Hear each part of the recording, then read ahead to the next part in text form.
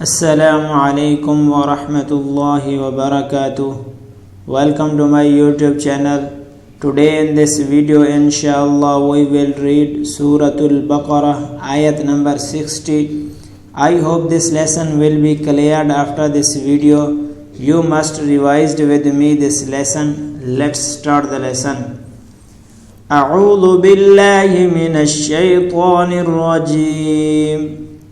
بسم الله الرحمن الرحيم. وإذ استسقى موسى لقومه فقلنا اضرب بعصاك الحجر فانفجرت منه 12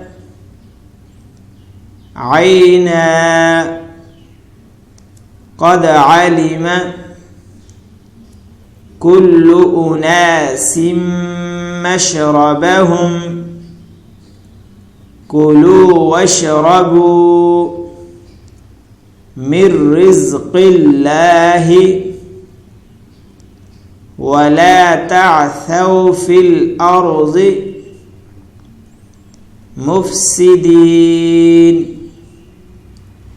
وإذ استسقى موسى لقومه فقلنا اضرب بعصاك الحجر فانفجرت منه 12 عينا قد علم كل أناس مشربهم كلوا واشربوا من رزق الله ولا تعثوا في الأرض مفسدين.